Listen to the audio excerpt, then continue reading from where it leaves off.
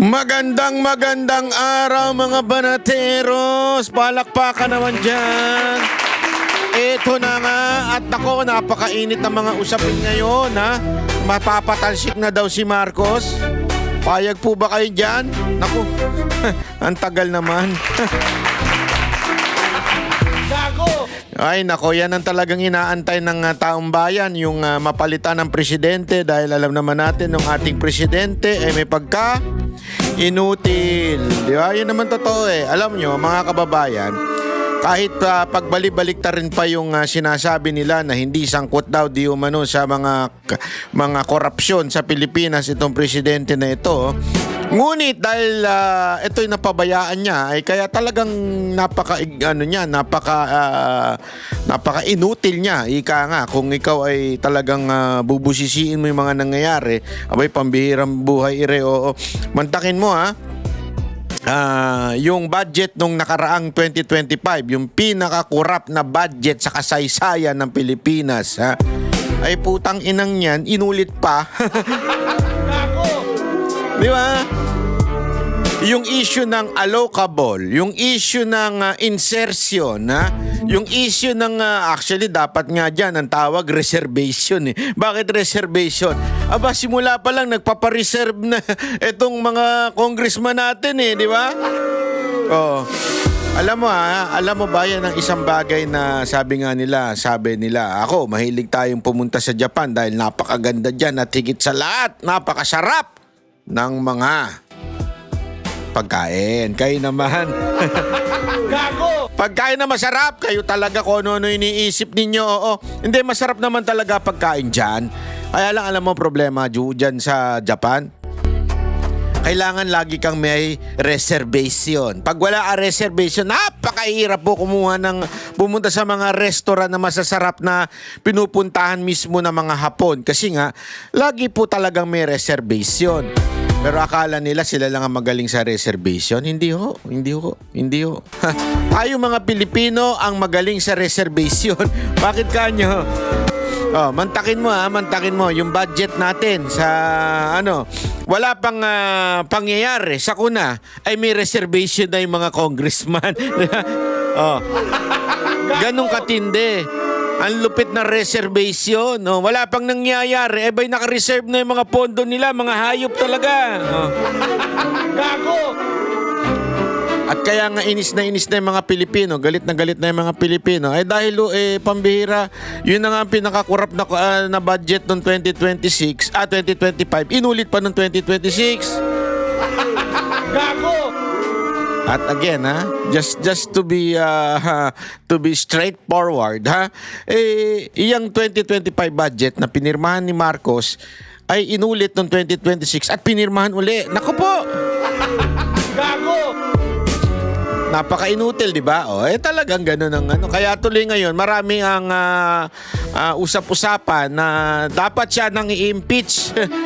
Kasi sinusubukan nila impa-impeach si BP Sara Duterte, pero aminado mga ulupong, alam mo yung mga ulupong dyan sa kamera, aminado po sila. Anong aminado? Aminado po sila na wala na silang bilang. Bakit ganun? Wala naman nagbago, di ba? Alam nyo mga kababayan kung bakit. Alam naman natin pagka ganitong palapit na ho ang 2028 o yung presidential election at sa tindi ng popularidad ng Vice President na si BP Sara Duterte sa kalagitnaan ng mga matitinding pagbabatikos na ginagawa ng mga ulupong, pataas ng pataas ang kanyang trust rating, yung tiwala ng taong bayan, pataas ng pataas. Habang ang trust rating kay BBM ay bumubulusok. Ay, grabe ho. Gago! Alam mo, walang biro ang tindi ho ng trust rating ni Marcos. Alam niyo kung bakit? Dinaig niya po ang lamig sa Tokyo. Ay, grabe. Gago! Sa Tokyo, nung bago tayo umalis, by the way bago tayo umalis dyan, bumalik na ho tayo mula sa ating bakasyon, ang pinaka na-experience natin is zero. Nag-zero dyan, feels like -7. Pero zero pa lang. Si Marcos, -3, pambira. dinaig niya ang mga Hapon. Oh. Saan ka pa? Akala ninyo, Hapon ang pinakamatindi. Hindi, dinaig niya ang mga Hapon. Bakit yung presidente natin, -3. Di ba, lupit? Oh, ay, naku po, pambihira, Ireo. At eto, matindi pa. Ha? Balita ko, dahil sa ganyang mga budget issue na yan, may magsasampalan. Naku. Sino kaya ito magsasampalan nito? Siguro hula ko dito, dalawang Marites. Kundi naman dalawang Marites, dalawang, alam mo na, yung mga iskandalosang kababaihan, yung magsasampalan. Ako! Gago! Pero, sorry to say, hindi ho dalawang Marites. Isang Marites at isang... Ayoko na sabihin. Baka mamaya sabihin nila meron tayong homophobic. Hindi naman tayo ganun. Ayaw natin ng homophobic. Pero mas ayaw natin ang... ayaw ilabas ang katotohanan. Sabi nga para bagang nagtatago sa closet. Ay! Sino kaya yon? Ewan ko. At siyempre, pag-uusapan din natin. Ito, meron tayong na-booking. Booking ho natin to. Tayo lang naka-booking nito. Ay, naku po. Walang ibang vlogger na mag-uusap-usap dito at pagkikwentuhan nito. May nabuking tayo. Ang media atat na atat talagang nanggagalaiti. Wow. Hina-high blood do. Parang feeling ko, kumain ito ng napakaraming bulalo. Kasi hina-high blood do, media. Nabuking ho natin. Galit na galit. Nanggagalaiti, namumula mga mata. Galit na galit kay BP Sara Duterte. Wow. Pag-usapan natin yan mamaya. Pag-usapan natin yan. Talagang malindi yung mga pangyayari ngayong araw na ito. At syempre, hindi mawawala yung mga operator. Pag kami mga ganyang klaseng pagsubok, merong mga operator. Pag may mga ganyang pangyayari sa bayan natin, may operator. Ano ibig sabihin ko ng operator? Yung mga desperadong bayarang political analyst nga ba yun? O mga walang trabaho? Sabi nga ni Attorney Rowena Guanzon, mga walang trabaho sa lipunan. Gago! Tapos bigla na lang tinawag na political analyst. Alam nyo matindi ito mga to kasi alam nyo sa bayan natin kung dati alam mo yon yung mga karangal-rangal pa yung mga ini-interview, mga karangal-rangal pa, maayos pa mga ini-interview, ngayon hindi na. Mga wala ng trabaho. Mga wala ng racket, kaya ngayon ay bigla na lang nagkaroon ng titulo. Bigla. Hindi kasi wala naman talaga dapat sila mga title. Pero ginagawa sa kanila, binibigyan sila ng mga title nung mga kakampi nila. Gago! Para bagang sabihin ko, halimbawa lang sasabihin ko, papakinggan ninyo si PhD Political Analyst Boss Dada. Yan, grabe. Gago! O di kaya naman international expert J. Guevara. Naku po, patay tayo dyan. Gago! Bakit international expert? Kasi marami yung alam yan sa panlabas na pangyayari, mga chismisan. Kaya ang tawag sa kanya ay international expert. Mga ganyan na ginagawa nila di ba? Nagbubuhat sila ng mga sarili-sarili nila bangko. Mamaya pag-uusapan natin yan eto na nga, pag-usapan po natin itong pag-usapan po natin itong unang issue. Ano ho ba itong issue na ito? Ito yung si Marcos daw at saka si BP Sara Duterte ay posibleng makasampa ng impeachment. Pero ngunit dapat subalit si Franz Castro, ang tagapagligtas, ang aso ni Marcos, ay merong ibang pananaw. Gago! Ano kaya yung pananaw niya? Napakalinaw na pananaw. Na siya lang ang nakakaintindi.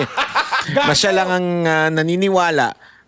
Pananaw ng isang, alam naman natin, isang attack dog ng ating presidente. Pakinggan nga natin ito. Pasok. Parehong posibleng maharap sa impeachment sina Pangulong Bongbong Marcos at Vice President Sara Duterte. Ngunit, pero giit ng Malacanang, ano? walang Mary Grace Piatos ang Pangulo. Nako, wala daw Mary Grace Piatos ang Pangulo. Tatanggapin po ba natin yan? O hindi?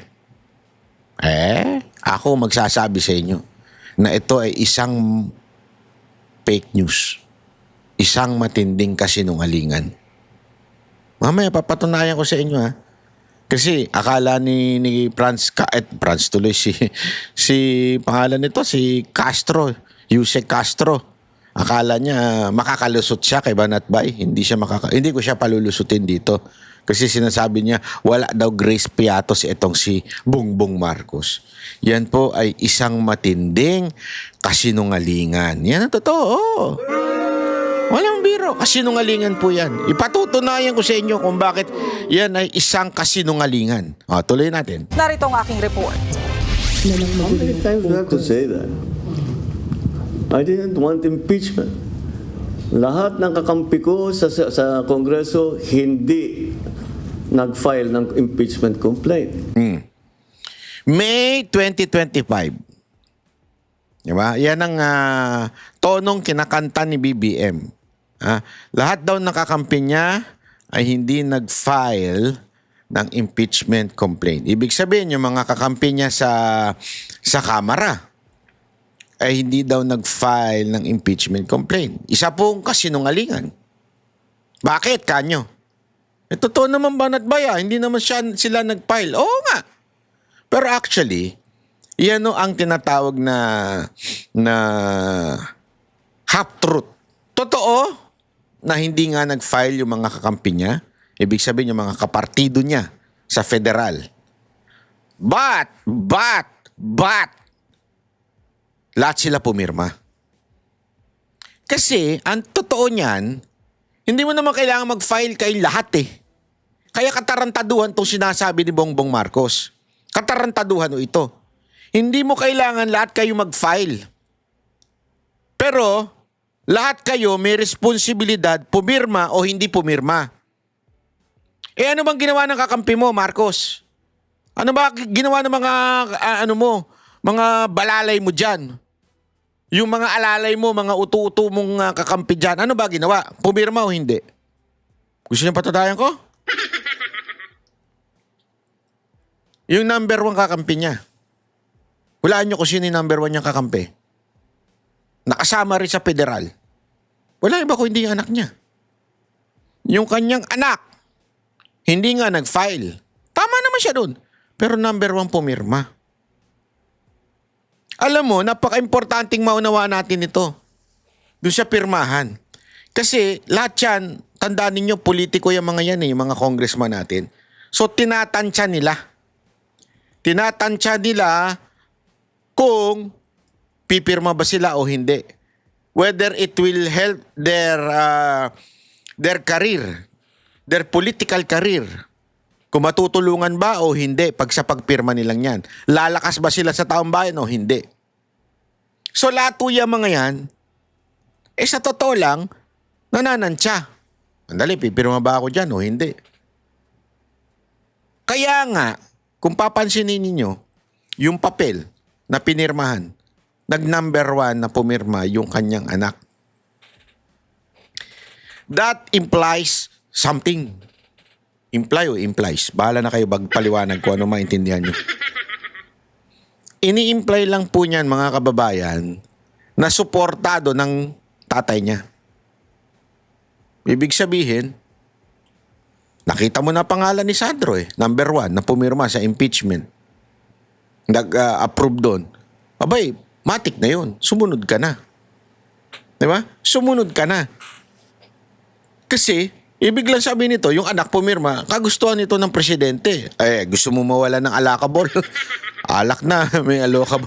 Hindi, alakabol yung mga yan Alam niyo yung alakabol, inuman muna ng milyon-milyon.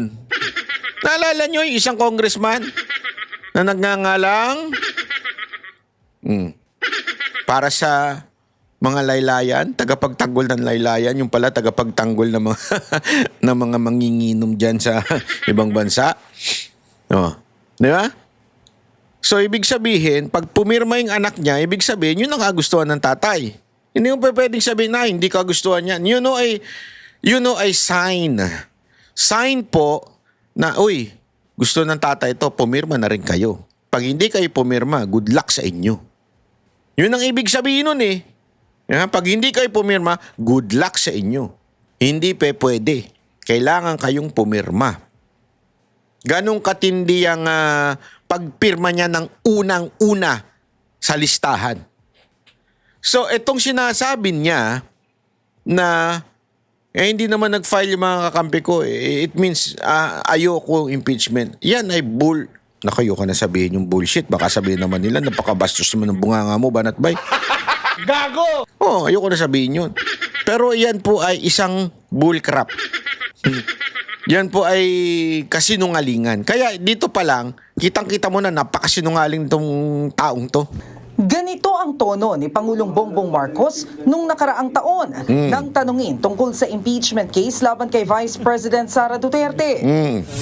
Ngayong may niluluto ang ilan na umano'y bagong impeachment laban sa Vice-Presidente na posibleng isampa sa Pebrero, tila nag-iba na ang ihip ng hangin.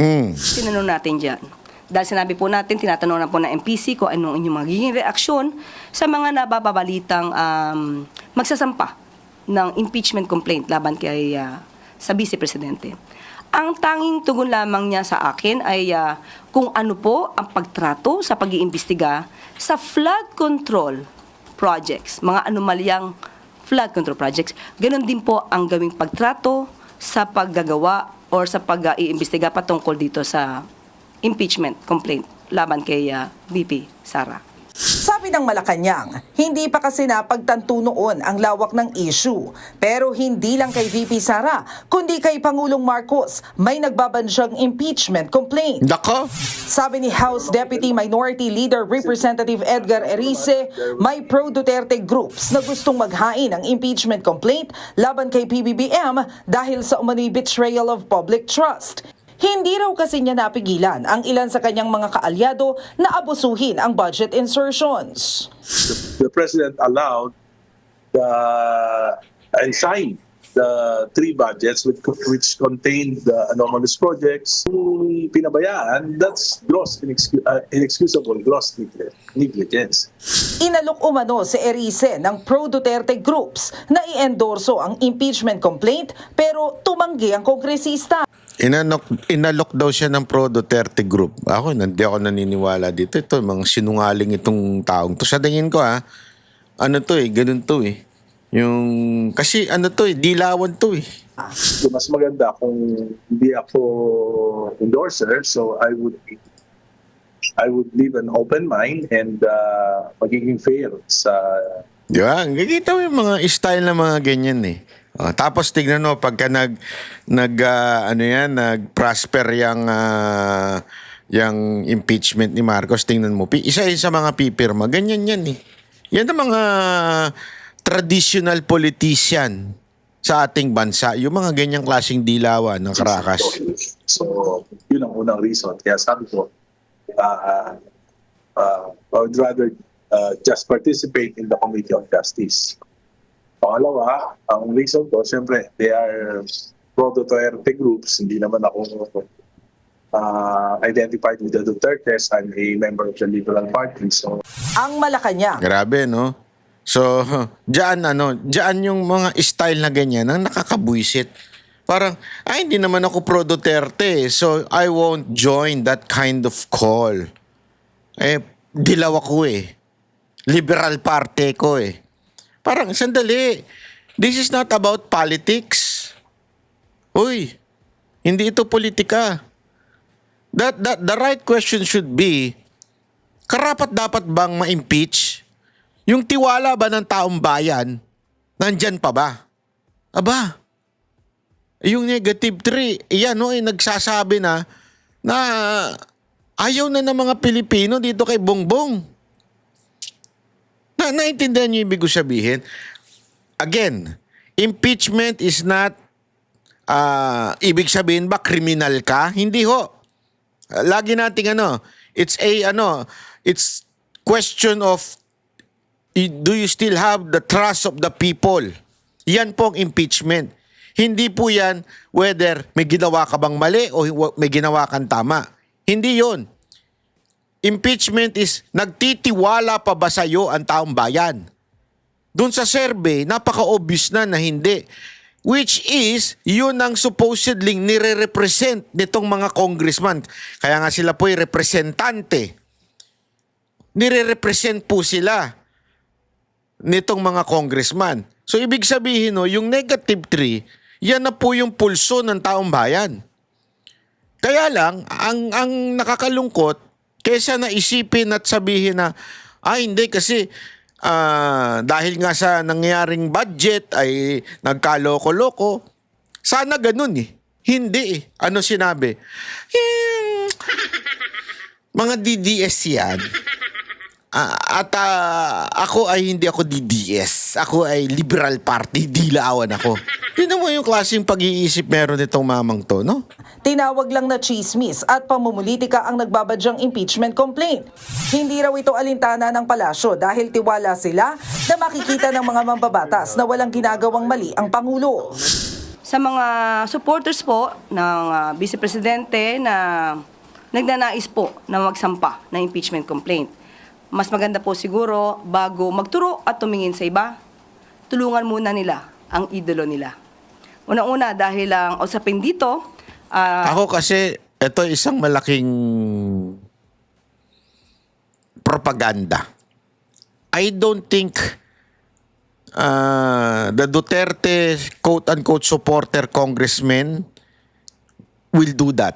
Number one, alam naman nila na hanggang ngayon, hawak pa rin po ng administrasyon ang mga congressman. I don't think. Second, with the likes of BP Sara Duterte and the Duterte per se, o si Pulong Duterte, hindi sila ganyan na ipapapush nila, impeach nyo na. Because they know, tandaan ninyo dadaan ito sa lower house, sa Kamara, dadaan yan sa mga congressman. Doon pa lang, napakahirap ng palusutin yan. Para ka talagang dadaan sa butas ng karayom, ika nga. Lalo naman sa Senado. Pag umakyat sa Senado, naku po, yari yan kay Achichichi. Yari yan doon sa dalawang self-righteous leader ng Senado na walang iba kung hindi si Senate President at saka itong si balalay niya si Lacson. Yung totoo imposible. Kaya ako I don't think kung meron man na gustong magpa-impeach na mga congressmen nating representante natin dyan sa Kamara, for sure ako, walang basbas yan sa mga Duterte. Hindi ganyan na mga Duterte gumalaw. Yung ganyan, ako po. ang impeachment complaint ay hindi ito pang media lamang. Hindi ito panakot lamang.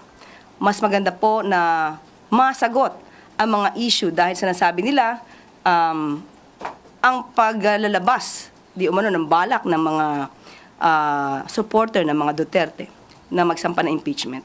Sinasabi ng iba, ito para makaiwas di umano ang Vice Presidente sa mga isyung paglustay at mga di umanong pagtanggap ng pondo, milyong-milyong pondo mula sa mga drug lords. Wow! Wow! Wow! Gago! Ang judgmental mo, Ano kang klase kang opisyal ka? Sa galing na sa bibig nito yun, Lilustay daw ang pera. Napatunayan ba? Pangalawa, tumanggap daw sa mga drug lords. Wow! Ang kapal na mukha mo. Ang kapal na mukha mo, Auntie Claire. Maganda siguro, aminin nyo muna kung meron ba talagang vault dyan at ano nilalagay na pera dyan sa vault. Kanino nyo pinamimigay na vlogger yan.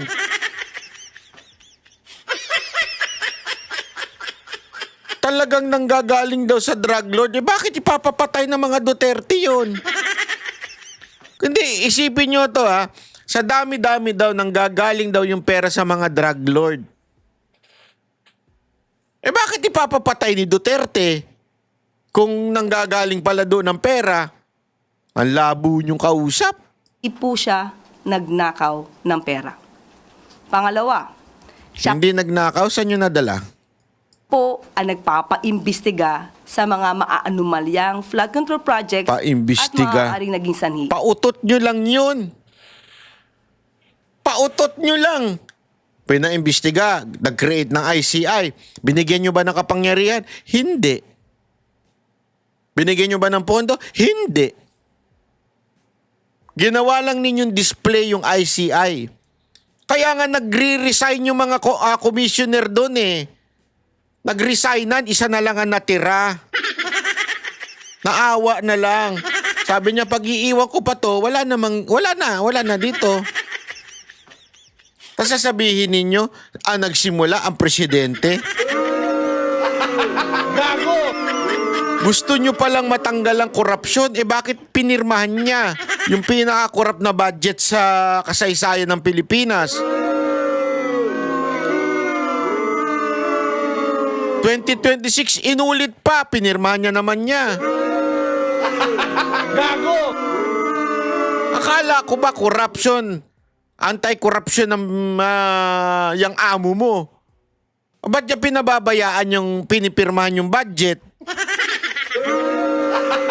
Gago! Punong-puno ng alokasyon pa rin yung budget na 2026. Bakit hindi niya tinanggal? Ang alam mo kung ano yung mga tinanggal niya? Yung mga budget na importante. Ang hindi niya tinanggal, budget ng DPWH. ng korupsyon. Labo, ano? Pangatlo, wala po siyang Mary Grace Piatos. Wala daw. Sa ngayon, Wala daw Mary Grace Piatos. Kasinungalingan, Your Honor. Ang tawag doon pagka sa korte, ganyan, no? Objection, Your Honor. That's a lie.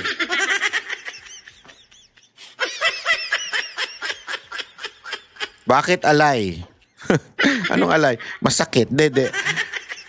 Bakit yan lie? Ito, ipapakita ko sa inyo kung bakit yan lie, ha? Chotomate. Ayan. Marcos admin propose 10.77 billion confidential intel funds for 2026. None for OBP. Wala sa OBP. Magkano? Ito, papakita natin ha. Ayan. Yan po yung ipinasa. Broken down yan. Pangandaman said, the office of the president will get the highest confidential intelligence fund allocation.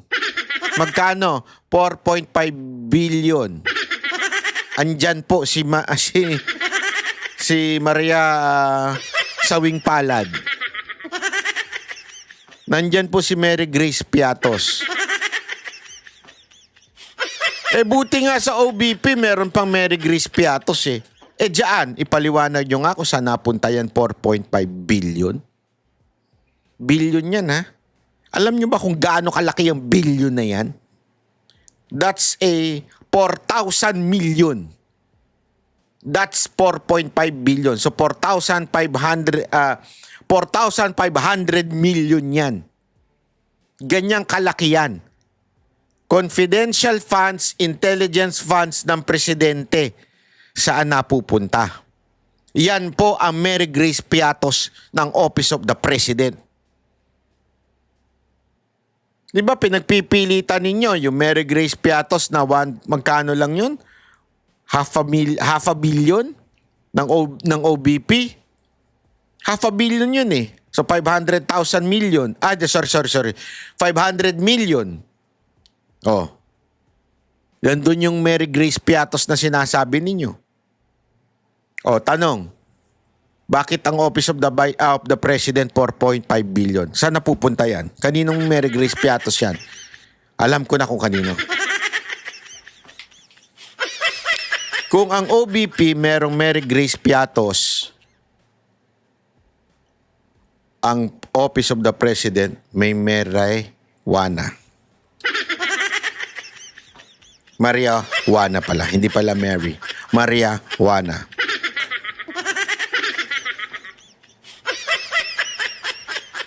Yan ang totoo. Mary Grace Piatos kayo, ha? Si Maria Juana.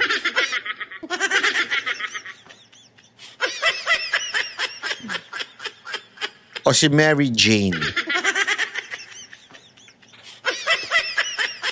Di ba? Pinagpipilitan ninyo eh. Gago! Oh. Sandali, chotomate. Ha? Chotomate ko dasay. Chotomate. Yan po ay 2026. Magkano yung 2025? Ayun.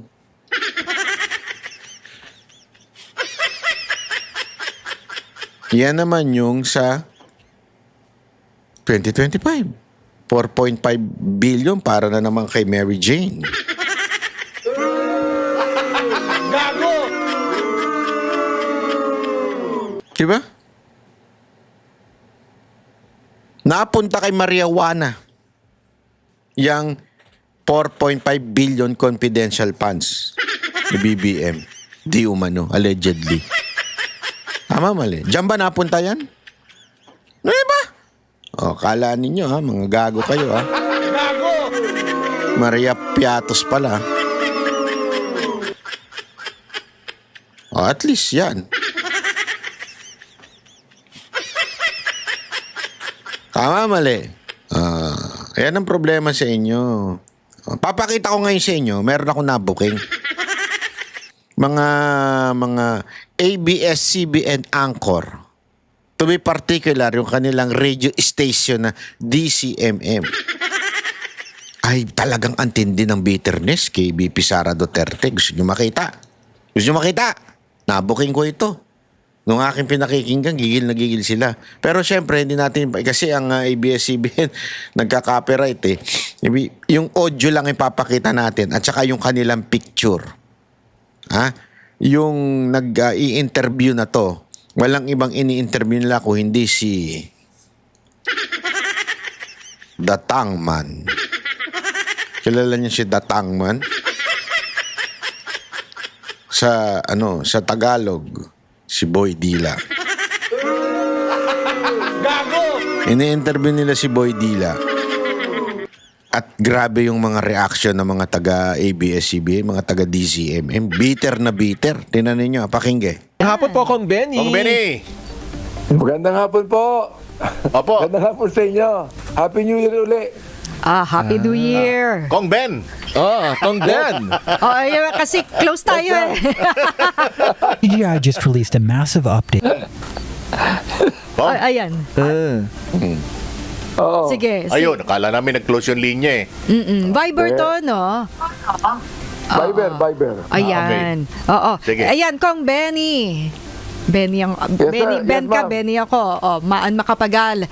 Ito nga ay sinasabi Maan, nga malapit na, no? Yung matapos yung 1-year bar Bar rule sa February yan. Feb 6 yata, Feb parang 6. ganon. Ano po yung pinaghahandaan na po ba ito sa Kamara? Actually, wala akong alam dyan, Maan eh. I mean, ang alam ko dyan, yung Makabayan Bloc will be the one to file the impeachment. Sila magpa-file ng impeachment. And sinasabi ko din sa mga kasamahan ko, mukhang wala silang masyadong excitement to support. Yun ang alam ko. Oo. Ay, Kaya, so, I don't know, kung Makabayan Bloc yan, maaaring mga anim sila. Pero nakikita ko naman na walang masyadong excitement ng mga administration congressman to support the impeachment. So paano ho 'yun? Kung hindi suportado ng mga kongresista, paano magiging kapalaran nun na Kong Benny? Magiging baliwala. The thing is, ang sinasabi ng mga congressman natin, magiging baliwala rin sa Senado. Ibig sabihin, more senators will not support the impeachment So, proceeding. ibig sabihin, wala na bang pag-asa na mahabol natin? Sama ng loob ng babae, no? Wala na ba talagang pag-asa? Mahabol natin yan. Talagang kailangan habulin, ano? Diba? Kailangan talagang habulin. Alam mo, ano yan eh, yung bang, sabi ko nga we will just cross the bridge and we get there, no? Yung lagi sinasabi nila. But at this point in time, wala akong nakikitang talagang massive support for the impeachment right now.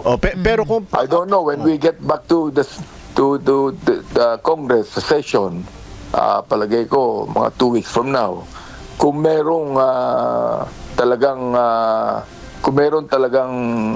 magkakaroon talaga ng support. Kasi Pero at this point in time, hindi pa eh. Pero kung ang magiging basihan is bakit tinatabangan yung mga kasama niyo dyan sa Kongreso, yung naging kapalaran ng impeachment sa panahon ni dating Senate President Chis Escudero, iba na ngayon ang di ba? Iba na ngayon ang liderato? Maaari, iba na liderato, pero still, meron pa rin mga May doubt pa rin. supporter si Vice President Sara that will go against the impeachment.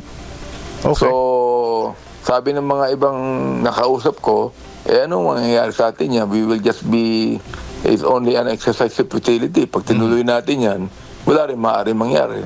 Pero in the next 2 weeks, makikita po natin kung ano magiging kapasyahan ng mga marami natin mga congressman tungkol dyan. Kong Ben, so malilinawan in the next weeks, no? Kung Yes. Talagang hindi sumusuko si ate. Malilinawan, ha? Kasi para sinasabi ni Boy Dila na sinasabi niya na walang mangyayari. Wala talaga mangyayari dito sa Tapos parang, pero wag ka parang hindi, may baka naman. So sabi naman ng babae, malilinawan sila. pero yun nga kasi parang ngayon pa lang ay yun nga yung pakiramdam na walang pag-asa. Pero hindi ba okay na mas kumbaga i-try pa din? Talaga ipagpipilitin. Di ba mas okay na i-try pa rin kahit walang pag-asa? Kasi kailangan talaga siyang kasi baka mamaya hindi na kami talaga makabalik. Gago! Ay nako ate, alatang-alata ka. May support ng public.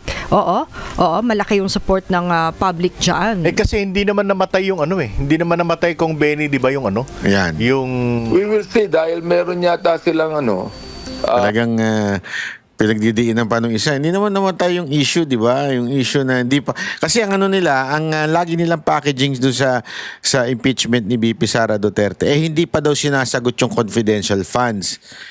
Napaulit-ulit naman na sinabi ng COA, walang problema sa paggamit ng confidential funds. Ngayon, ang gusto ata nilang sabihin, ito yung pangalan na nakatanggap doon sa confidential funds. Ito yung kanyang address. Ito yung kanyang telepono. Kung hindi naman kayo mga gunggong din.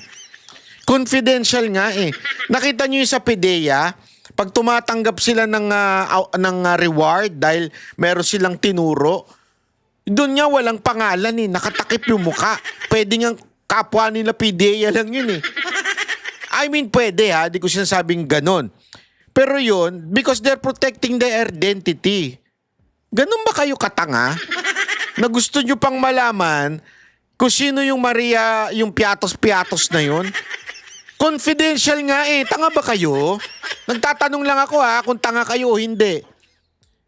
Confidential, ibig sabihin, hindi pwedeng sabihin. Confidential. Saan sa parte ng confidential lang pwede mong sabihin kung sino yung tao na yun? Na nakatanggap. One of the evidences that they will file, kasama yung testimony ni Madriaga. Kasi nga hindi naman na-absuelto dun sa... hindi naman na-absuelto. Hindi naman na-absuelto. Talagang ang init ng ulo ni Kuya. Dahil hindi nga Medyo nagtuloy-tuloy. medyo matindi ang testimony ni Madriaga. Oh. Medyo matindi yun. Naks naman, medyo matindi yung testimony ni Madriaga na puro sabit ang karakter. Naging PSG daw. Ni hindi nga siya agent eh. Alam mo, ito mga to talagang mahina rin eh, no? Yung mga pinakita niyang ID, hindi organic yun. Ay, tanong, ito, para lang siya, kasi may mga pulpul din talaga eh. Tanungin niyo yung mga tunay na NBI. Alam nila yung tunay na NBI agent na abogado, di ba? May CPA, yung talagang lehitimo. Meron silang tinatawag na mga confidential agent or pinalitan dati, naging consultant. Ang tawag doon non-organic. Iba yung organic. Tapos ilalagay mo bilang PSG. Ilalagay mo bilang security ni Vice President Sara Duterte. Pangalawang pinakamataas na posisyon. Maglalagay ka? Anong kabubuhan naman yan? Ano ibig ko sabihin? Yung background niya, hindi sapat para maging isang PSG o security ng Vice President. Nakita nyo, protective agent. Alam niyo ibig sabihin ng protective agent? Huwag nga kayong tanga, alam niyo yan eh. Ang protective agent hindi nga naging parte ng PSPG. O yung tunay na talagang organic member of the PNP that protects politicians and VIPs. Sila po'y protective agent. Ito'y parang security guard.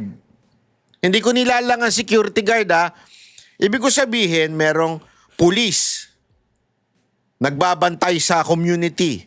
Merong security guard. Nagbabantay dun sa kumpanya. Pero yung mga security guard na yun, even if dumadaan yun, dun sa SOSA, ano ba yung SOSI ba yung SOSA? Yung parang nag-oversee na PNP. Kahit dumadaan yun, hindi po sila organic member of the PNP. Ganon din po ang protective agent. Ito naman, yung PSPG, which is the organic member of the PNP, at ang protective agent parang security agency na kung saan nag-outsource from sa labas para yung mga hindi na-a-approvean doon pupunta at yun, private yun, binabayaran yun. Ang ina naman eh. Nakakabobo. Sorry nakakabobo lang eh. Ano ibig ko lang sabihin? Hindi ko nilalang lang yung mga protective agent Yan po ay dumaan sa training din po. Ang sinasabi ko lang, hindi yan sapat para ikaw ay ma-detail sa presidente. Sa vice president. Sorry naman. Gusto ko na kasi presidente. Hindi ho yun sapat na kwalifikasyon para ilagay ka sa vice president. Tapos yung sinasabi ninyong membro siya noon, siya po ay wanted. Ano ba? Tapos sasabihin ninyo, credible yan tao na yan? Ano kabobohan yan? Sir, mga ma'am. Kaya palagay ko, makikita rin ng ating mga kapwa congressman yan. Ako, I'm thinking kung anong magiging stand ko tungkol diyan. I really would like ako personally speaking kung talagang merong overwhelming evidence to warrant the case, why not? Hindi naman tinatabangan ng interes ang Congress kay Madriaga. Hindi naman. Sa amin, ako personally speaking, I think yung testimony ni Madriaga is quite strong. Pero Quite posible bang strong. magbukas kayo ng house inquiry dito sa mga aligasyon ni Madriaga? Anong komite papatak kung sakasakali? Maaari, it might be, that will, hindi ko alam if that will fall under the good government or public order. Oo. Sa tingin niyo po, harap na kaya ang pangalawang pangulo? Kasi naalala ko nun, dismayado rin kayo nun dahil nga ilang beses nang tumatakbo yung Committee on Good Government and Public Accountability at hindi siya uma-attend. Ikaw lang ang kasawa-sawa. Ako, sa palagay ko, I don't think that the Vice President will face the hearing. Palagay ko hindi na siya pupunta yan. Nawala She does not actually respect the mandate of Congress. Oo. Nawala tuloy yung sinasabi niya na problema ron. di ba, Kong Benny? Gusto niya bloody. Oo. Wala namang ni patak ni gamugong patak ng dugo, wala tayong nakita. Wala. Pambira. Ba't naman gusto niya maging bloody pambira Hindi ba sabi niya? Yeah, sinabi niya, oo. I do not even know the meaning of sinabi niyang bloody. Oo nga eh.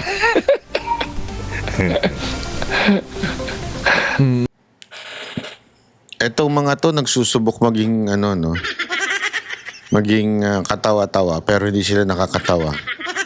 Ewan ko pinipilit nilang matawa pero hindi naman sila nakakatawa.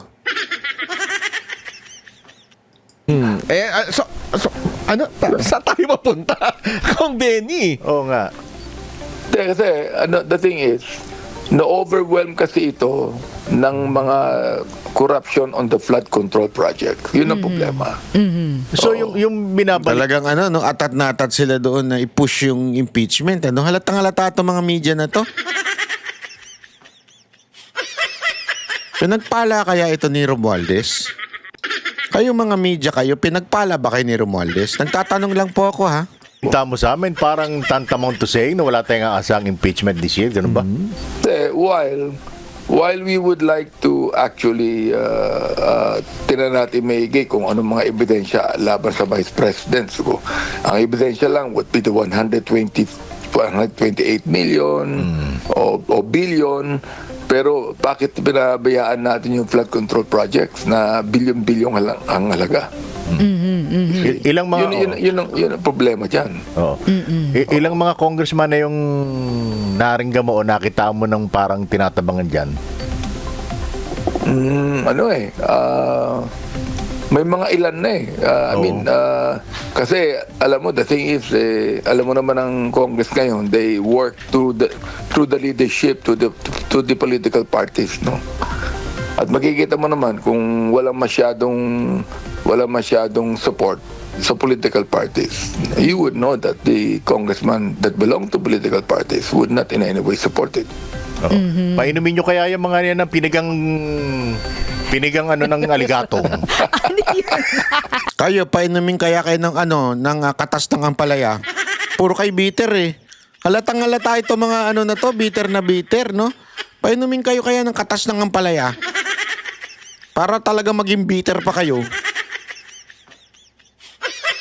Bakit kaya kayo bitter na bitter? Alam ko na. Kasi nga naman, natanggalan kayo ng prangkisa. Dahil hindi binabayaran ng inyong kumpanya ang ilang mga empleyado ninyo na pag-alaman nung sa kamera.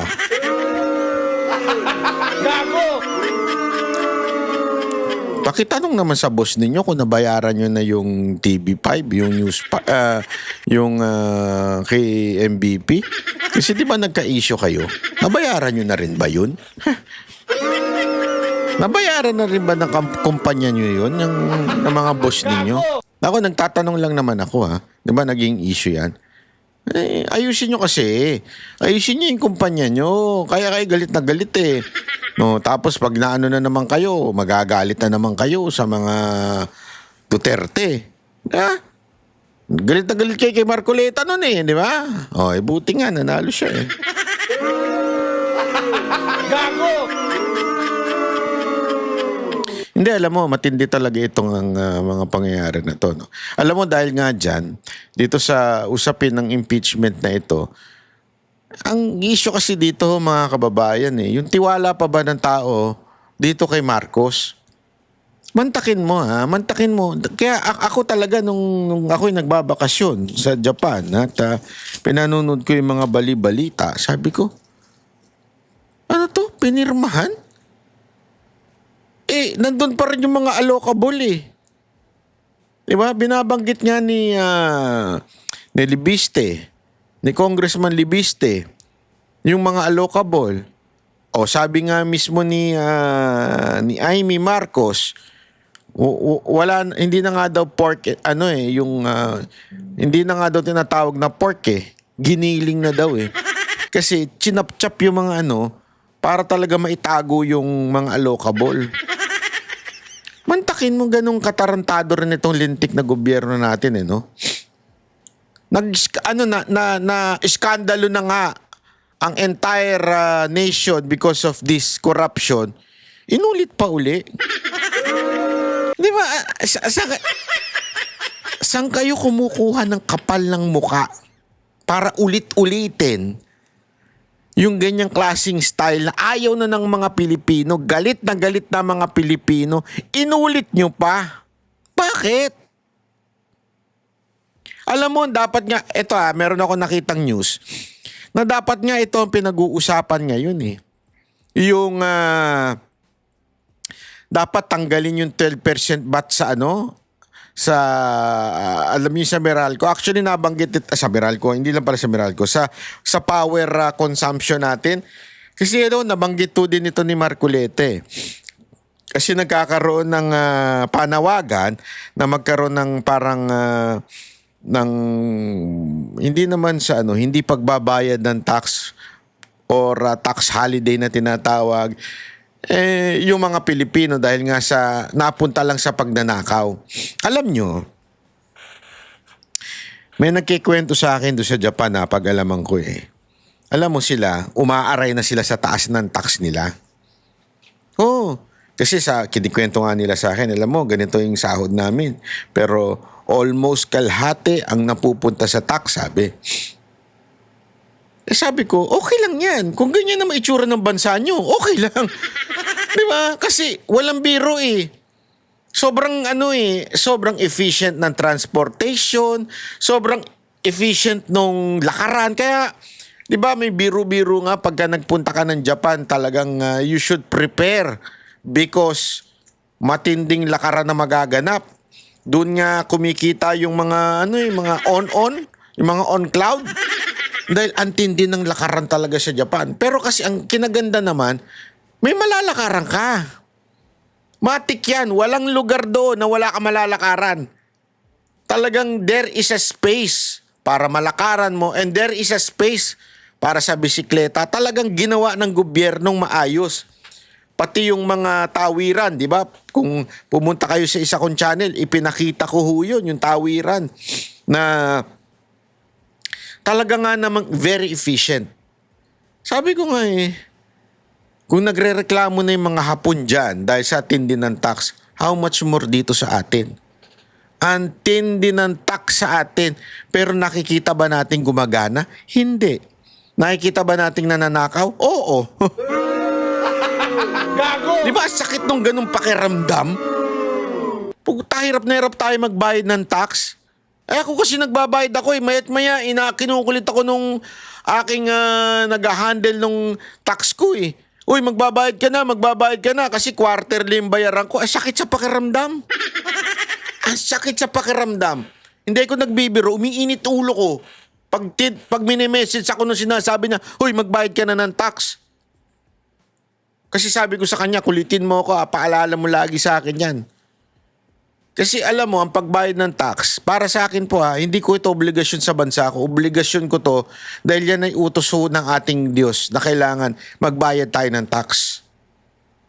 Kasi naging issue nga rin yan noong unang panahon. 'Di ba? Dahil sinakop ng ibang bansa ang Israel, Egypt, tapos din ng Rome. Kailangan din magbayad ng tax sa kanilang sumakop sa kanila. At sabi nga, nung dumating na ang Panginoon, sinasabi, hindi na kami magbabayad kasi na-prophesy yan na there will be a Savior, a King of the Israelites. Di ba? Ano sabi nung King of the Israelites, ang ating Panginoong Hesus? Ang sabi niya, ibigay ang para kay Caesar. Di ba? Ibigay. Magbayad pa rin ng tax. Kaya marami nagalit sa kanya mga dun eh. Mga, alam mo na, mga pariseyo. Kasi akala nila matatrap nila. Kasi yun eh, very, very controversial issue yan. Yung tax, pagbabayad ng tax ng mga Israelites sa Hudyo. Tama. Hudyo pala si... Wait. Naguluhan ako doon. Basta, pagbabayad ng tax ng mga Israelites. Di ba? Bakit to kanyo? Kasi nga po, ang sakit sa nun. Nagtatrabaho ka, tapos ibabayad mo yung tax mo. Yung portion nung kita mo. Ngayon, ganun din. Ang sakit sa puso magbayad ng tax pag nakikita mong ninanakaw. Kaya nung nakita ko ito, at napanood ko rin ito kay Marcoleta, na may proposal, tanggalin na muna yung tax at bawasan doon sa mga kuryente natin, sa bayarin sa kuryente, para maramdaman kaagad. Hindi na kasi ang sinasabi pa nila, ay ayuda, bigyan ng ayuda yan, parang incentives. Hindi na. Imatik na, ididak na. Yan din po yung ni Escudero. Iminungkahi ni Senator Francis Cheese Escudero ang pagtanggal ng 12% VAT sa kuryente. Ayon sa senador, makakatulong ito sa mga pamilya at negosyo na mabawasan ang kanilang bayarin sa kuryente nang hindi naapektuhan o maaapektuhan ng pondo ng gobyerno. Sinabi ni Escudero na agaran itong makakatulong sa bulsa ng mga Pilipino at pwede ring magpapababa sa gastos ng mga negosyo. Ito ay tugon ng senador sa babala ni Executive Secretary Ralph Recto laban sa panukalang ibalik sa 10% ang expanded VAT dahil sa 1.6 trillion pesos na utang ng gobyerno. Gate ni Escudero, iba ang kanyang panukala dahil nakatuon lamang ito sa sektor ng kuryente. Sa ilalim ng Senate Bill No. 496, magiging VAT exempt ang bentahan ng kuryente ng generation, transmission at distribution companies, pati na ang electric cooperatives. Ayon kay Senator Escudero, bawat piso na matitipid sa kuryente ay may direktang benepisyo sa mamimili at negosyo. Ayon pa sa senador, kabilang sa pinakamahal sa Asia ang singil sa kuryente sa Pilipinas na nagtutulak pataas sa presyo ng bilihin at nagpapabigat sa inflation. Ayan. So alam mo, yan sana tama itong sinasabi ni Cheese Escudero na ito. Para sa akin tama siya, dito sakto ito Ito ang kailangan natin. Sana nga una ko kasi narinig ito kay Marcoleta, pangalawa ito si Cheese Escudero. Dapat talaga, napapanahon na ito. Sa tingin nyo ba napapanahon na ito na tanggalin muna yung tax hanggang hindi naaayos itong korupsyon sa atin? Kasi sa totoo nga lang, ang sabi nga ng mismo ni napakinggan ko yung paliwanag ni Marcoleta dito, yung parang yung kuryente na nasasayang ang nagbabayad tayong lahat, pinaghahati-hatian natin yung nasasayang na kuryente dahil sa problema sa linya o whatsoever, tayo nagbabayad. Na dapat sana hindi. Ito talaga ang pahirap sa atin. Alam nyo, walang biro ito, lalo na ngayong panahon na ito, na yung weather ay weather lang, di ba? Minsan mainit, minsan malamig. Hindi mo masisisi na kailangan talaga mag-aircon. Kasi pag hindi ka nag-aircon, patay ka talaga. Mahirapan ka. Magkakasakit ka. Hindi na, dati, nung unang panahon, nung panahon namin, mga 1980s, ewan ko nung panahon namin, ang naka-aircon lang mayayaman. Kaya nga inggit na inggit kami noon, doon sa subdivision na kami noon nakatira. Kasi sa gabi, biglang may magbubukas ng aircon. Isa lang sa kapitbahay namin na may aircon. Pagbukas niya, maingay pa yung aircon nun. Ganun talaga yun. Parang nagbukas ng sasakyan, ganun. Dahil nga, pangmayaman lang. Pero ngayon kasi hindi na Dahil nga sa tindi ng humidity, init, kailangan na talaga yan. So ano ibig ko lang sabihin? Malaking tulong ito sa mga Pilipino kung mawala itong 12% VAT na ito. Na anong ginagawa naman? Ninanakaw lang naman ng gobyerno ng mga congressman. Kaya tama dito si Chis Escudero. Sana suportahan natin ito. Sana mangyari talaga itong maisabataso ito. Ako naniniwala ako na ito yung dapat talagang, ewan ko kasi hindi kasi alam mo, wala namang problema kung usapin is yung puro anti-corruption. Masawata ang korupsyon. Tama naman. Pero dapat meron ding paatake. Positibo. Iba yung binablankohan mo yung negatibo, iba din yung umaatake ng positibo. Sabi nga, the best defense is an offense. Ibig sabihin nun, dapat umupensa tayo. Ano yung opensa? Ito, opensa ho ito. Ang tax exemption ay isang opensa. Para ho tayo ay talaga nga naman lumuwag-luwag ang buhay din kahit papaano. Di ba? Sana, suportahan natin yung mga ganito. Kaya lang, kesa na ginigipit pa yung mama. Ganun katarantado di ba? Ginigipit pa yung mama. Ganyan sa Pilipinas Kung sino pa, halimbawa na lang ako. Ito. Isa pang halimbawa dito yung nagkasala. Kilala nyo kung sino yung nagkasala? Yung number 1. Hindi si Alcantara Hindi rin yung isa. Sino? Yung boss nila. Si Bernardo, yung Yusek. Yan talaga ang pinaka may kasalanan. Kasi etong mga district engineer, katulad nila Alcantara, yung mga BGC boys na tinatawag nila, yan yung mga utusan lang yan Utusan lang. Ang talagang parabagang kumakanang kamay doon sa DPWH, etong si Alcantara, si Bernardo. Siya ho talaga ang salarin dyan. Tapos ngayon, bayani pa. Yun pa ang pinagbabasihan ng testimony na laban kay Senator Revilla, dating Senator Revilla. Mas pinaniniwalaan pa yun na isang alam natin na may kasalanan nitong, malaking may kasalanan nito. Sabi nga nila, big time itong si Yusek Bernardo Siya talaga ang pinakamumamando dyan Tapos siya pa ngayon ang bayani. Alam niyo kung bakit? Bakit nagsasalita ng ganyan yan si Bernardo? Kasi nililigtas niya yung sarili niya. Kailangan niya magturo ng mas mataas, maidamay, para pwede siya maging state witness. Kasi ganun ang rules Dapat hindi ikaw ang pinaka-guilty. Since sa DPWH, siya ho yung parang pinaka-kumakanang kamay sa sekretary, siya ho ang may mga salarin. Tapos biglang, siya na ngayon ang pinakikinggan? Siya na ngayon ang bayani? Mantakin mo yun. Ikaw na yung talaga may kasalanan. Ikaw na talaga yung binintangan. Itinuro ng mga kasamahan mo. Ito talaga Ito talaga yun Utos ni Yusek yun Kaya kami nagkasino, utos ni Yusek yun Utos ni ni Bernardo ito Siya na ang tinuro lahat ng mga nasa baba niya. Anong ginawa niya? Patay ako, tinuro ako. Bagtututuro na rin ako ng iba. At isang ang tinuro niya dyan, si Revilla.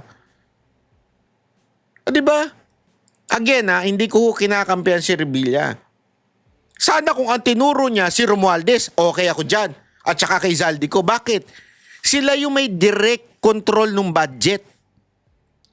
Ang mga senador, lalo na ngayon, wala ho silang direct control sa budget. Dahil hindi silang huling nagdidesisyon yan. Yung small committee na ang membro niyan, si Zaldico at saka si Romualdez. Sila yung pinaka nandoon, yung pinaka final say. Nasa matter of fact, opposition nga, pati nga si Joel, di ba? Villanueva. Mga opposition senator yan, paano? Ngayon nga, tinuturo naman si Senator Amy daw, tsaka sila Bato, pati si Bongo. Paano kukuha ng allocation yan? Puro yan mga opposition senators. Si Revilla, hindi rin naman kakampi. Nilaglag nga yan Nilaglag nga yung buong angkan niya. Tandaan ninyo, dahilan kung bakit binabanatan ngayon yan ay dahil sa hindi pumirma yan ng impeachment. Yung mga anak niyan. So sila ho talaga ay pinag-iinitan tapos makakakuha sila ng allocation. Napakalabo niyan. Napakalabo niyan. As ang paniniwalaan ay yung talagang totoong may kinalaman sa mga pagbibigayan ng porsyento. Tandaan nyo iyan ang tinuro ng mga nasa baba, si Bernardo. Ngayon siya na hero. Ano ba yan? Katarantaduan naman yan. Gago! Ay nako mga kababayan, bantayan po natin yan dahil alam nyo may mga matitindi pa hong mangyayari tulad ng mga sampalan. Sampalan ni Senator Amy. Nako po, lupito niya. Panoorin nyo sa susunod kong video yung mga yan. Kasi nagtatalakan si Senator Amy tsaka si Lacson. Mantakin mo, sinabihan ni Senator Amy na paano daw magkakaroon ng allocation sila. Sila yung mga nasa oposisyon. Pero kung manggahamon ng sampalan si Lacson, sabi niya, nako, talo ko dyan. Alam mo, Senator Amy, hindi kita kursunada, pero yung part na yun, napaka-witty mo doon. Gago! Napaka-witty mo doon. Bakit kaya sampalan? Ay, lumabas ka na. Sabi ko na. Alam mo yung kantang, sabi ko na, Barbie. Ganon. Hindi kasi sabi ni Lacson, manahimik na daw si Senator Amy dahil wala daw siyang moral ascendancy dahil sa meron daw siyang allocation na hinihingi. Yun naman daw, sabi naman ni Senator Amy, yun daw ay parang hinihingi mo yun alam mo, medyo lumalabo na kasi usapin dyan Yung mga ganyang project, kasi kailangan yan, wala namang problema. Kunwari, magpo-propose ka. O ito, pondohan nyo ito mga project na ito. Wala namang problema dyan Kasi yun naman ang trabaho nila representante sila ng mga mamamayang Pilipino. Kung sabi nila, halimbawa si Senator Bongo, anong advocacy niya? Yung Malasakit Center. So, sasabihin niya ngayon, oy, pondohan nyo naman tong Malasakit Center. Kasi kailangan dito, kailangan ng mamamayan. Di ba? Pero ano nangyari? Nawala ng pondo Malasakit Center. Bakit? Pinersonal nila Dahil alam nila, pag sinabing Malasakit Center, maaalala si Bongo. So, anong ginawa nila? Siniro budget nila yon. Hindi nila binigyan ng budget. Walang problema dun. Di ba? Walang problema. Sabi ko nga sa inyo, walang problema. Tama si Senator Amy. Walang problema. Kunwari, may mga wishlist kang ibibigay doon sa DBM, sabihin mo, oy, pondohan nyo naman ito. Oy, tama yun That's their job, Mr. Lacson. Ang problema kasi sa'yo, nauuna yung bibig mo. Kaya katuloy na papagkamalang daig mo pa ang chismosang Tapos ngayon, ikaw pa magsasabi ng shut up kay Senator Amy. Huwag na kayo magsampalan, talo siya sa'yo. Gago! Di ba? Ay nako mga kababayan, maraming salamat po. Magkita-kita ulit tayo sa susunod na eleksyon.